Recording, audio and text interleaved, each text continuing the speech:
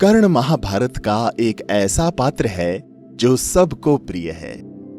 आज के आलेख में हम कुछ ऐसा बताएंगे जिसे करने का साहस कर्ण के अतिरिक्त और किसी में भी नहीं था। कर्णवध।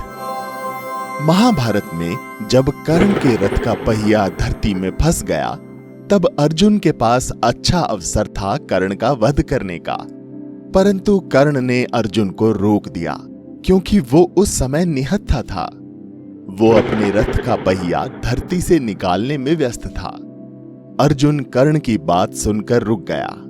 तब भगवान कृष्ण ने अर्जुन से पूछा, हे पार्थ, तुम रुक क्यों गए? बाण चलाओ।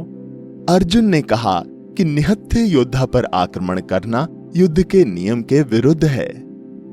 भगवान कृष्ण ने अर्जुन को स्मरण कराया, जब अभिमन्यु बिना किसी अस्त्र शस्त्र के अकेला ही युद्ध कर रहा था, तब क्या उसके मस्तिष्क में एक बार भी युद्ध नियम का विचार आया?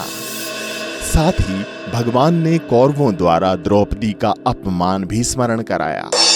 अर्जुन को ये सब याद करके बहुत क्रोध आया और उसने कर्ण पर बाण चला दिया। कर्ण की परीक्षा। उसके बाद कृष्ण एक ब्राह्मण का रूप धारण कर उसके पास गए और कहा कि हे कर्ण, मैंने सुना है कि आप महादानी हैं और दान करने से कभी पीछे नहीं हटते। मैं निर्धन ब्राह्मण हूं और आपसे दान मांगने आया हूं। उसने ब्राह्मण से कहा कि मेरे पास अभी आपको देने के लिए कुछ नहीं है। मैं अपनी मृत्यु की प्रतीक्षा कर रहा हूं। ऐसे समय में मैं आपको क्या दे सकता हूं? तब ब्राह्मण ने कहा कि मैंने सुना है आप किसी को खाली हाथ नहीं जाने देते। तब अचानक कर्ण को अपना स्वर्ण दंत याद आया। उसने एक पत्थर से अपने दांत को तोड़कर ब्राह्मण को दान में दे दिया।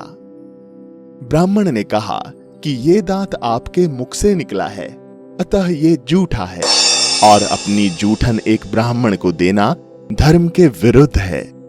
तब जीवन और मृत्यु के मध्य में जूझते हुए उसने एक तीर धरती की ओर छोड़ा और वहां से गंगा बहने लगी। उसने गंगा जल से उस दांत की शुद्धि की और ब्राह्मण को दान में दे दिया। कर्ण को मिला वरदान। तब भगवान कृष्ण ने अपना स्वरूप कर्ण को दिखाया और प्रसन्न होकर कहा कि तुम मृत्यु के समय भी अपना धर्म नहीं भूले। तुमसे बड़ा दानी न कोई हुआ है और ना ही कभी होगा। भगवान ने कर्ण से वरदान मांगने के लिए कहा। ब्राह्मण रूप में स्वयं परमात्मा थे और मृत्यु के समय उसकी परीक्षा ले रहे थे। ये देख कर्ण चौंक गया।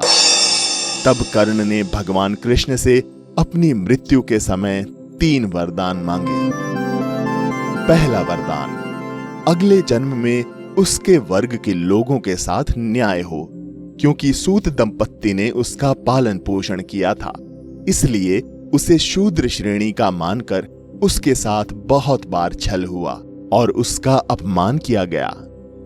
दूसरा वरदान था कि भगवान अगले जन्म में कर्ण के राज्य में जन्म ले। तीसरा वरदान था कि उसका अंतिम संस्कार किसी पाप मुक्त स्थान पर हो।